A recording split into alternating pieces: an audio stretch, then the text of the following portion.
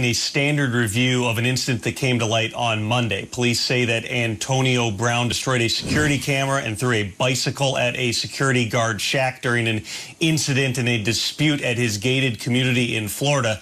This, of course, follows a pattern, although Brown was not charged, of behavior that's had 3 other teams cut ties with Brown over the past 2 years. He already served an 8-game suspension for 2 other incidents. The NFL continues to monitor an ongoing civil case in Florida where Brown is accused of sexual assault and rape. I did have a chance to speak with Bucs coach Bruce Arians, Bill Polian and I hosting last night on Sirius XM NFL Radio. Here's what I asked Arians about AB.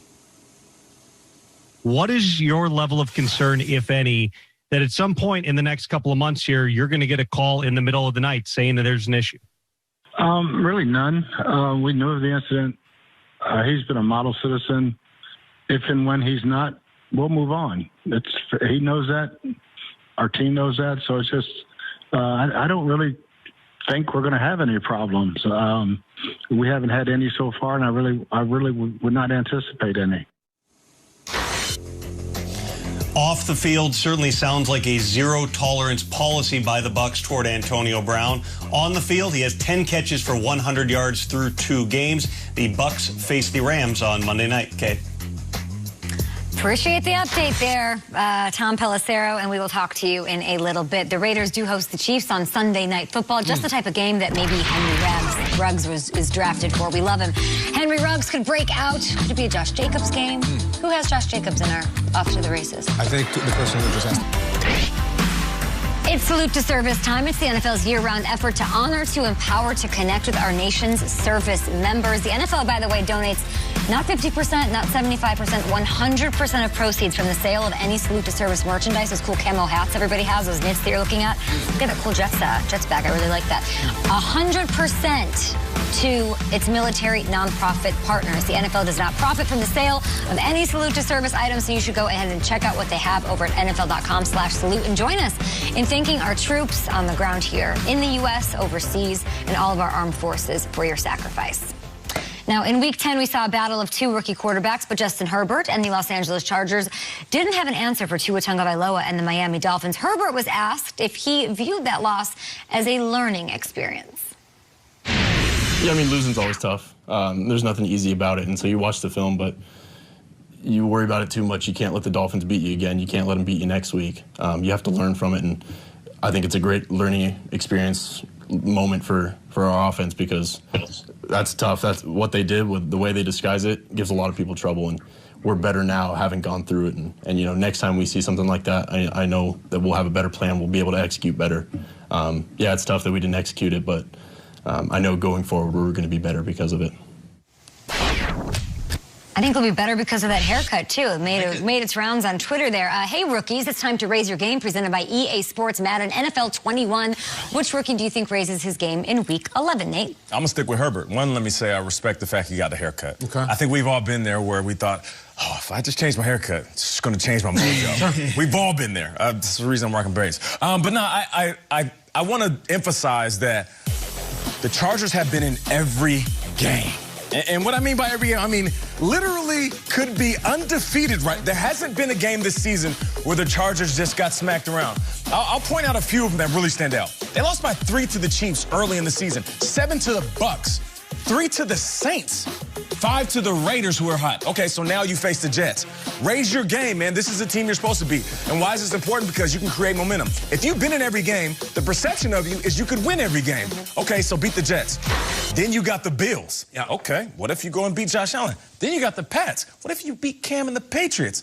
And then you have Atlanta, Raiders after that? They could go on a hell of a run where we forget about the tough losses. And all of a sudden, we're looking towards next year saying, Herbert got the juice. But you got to raise your game right now when it comes to playing the Jets. That's the old fake bad theory that we've had for years. We'll see. I would just say this. I'm looking at that Sunday Nighter, and in the first pick of the how the hell are we going to beat the Chiefs draft, the Las Vegas Raiders select Henry Ruggs III. Let's go, dude. This is the Super Bowl for this guy. And I'll tell you what's fascinating.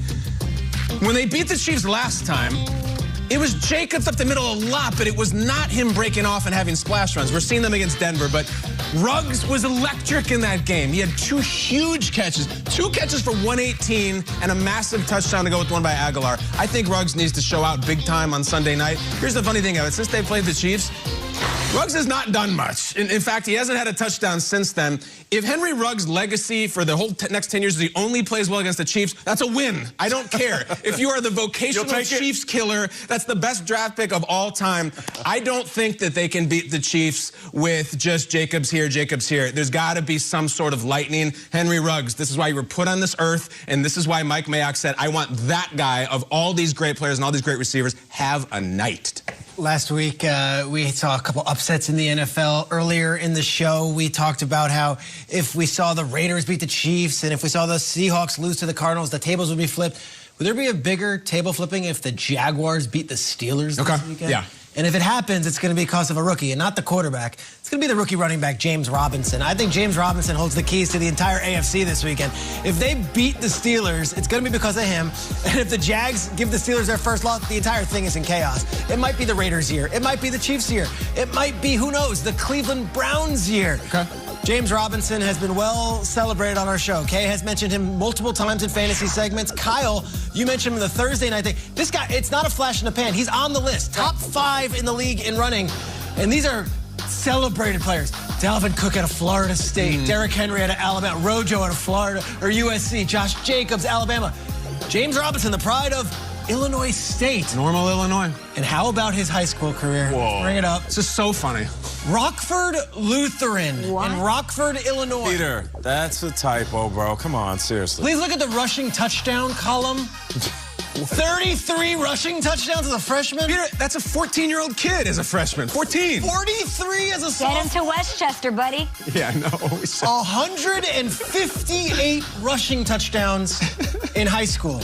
Would have a very celebrated, decorated college career. But there will be no bigger game than him against that Steelers defense that we have been talking about nonstop. Undefeated. James Robinson, go have yourself a day. I got some Flip questions. the table. He's got a ton of tough matchups down the stretch, that young James Robinson. Okay, after this, just who is the most important player in the NFC West? Judge Kay Adams. Our next case is the high-profile Good Morning Football versus the NFC West. The defendants are one Mr. Russell Wilson, Mr. Jalen Ramsey, and a one Mr. Cliff Kingsbury. We hear arguments from a member of each of their counsels today to argue on behalf of why their client is, in fact, the most important person in the NFC West division. Now, on behalf of the Seahawks quarterback Russell Wilson, we have a Mr. Burleson. Mr. Burleson, welcome to my court. You have the floor. Thank you. Thank you. I appreciate that. Thank you, Your Honor. And might I add how lovely it is to be back in the courtroom today.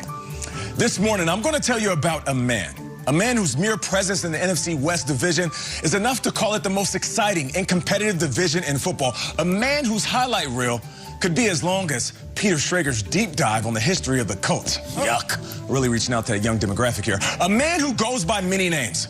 Danger Russ, Mr. Unlimited, and more commonly, Russell Wilson.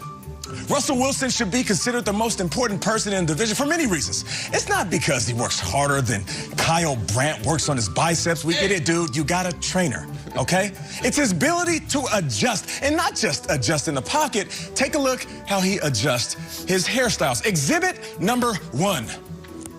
Curly, elegant, beautiful. Yeah. I present exhibit number 2.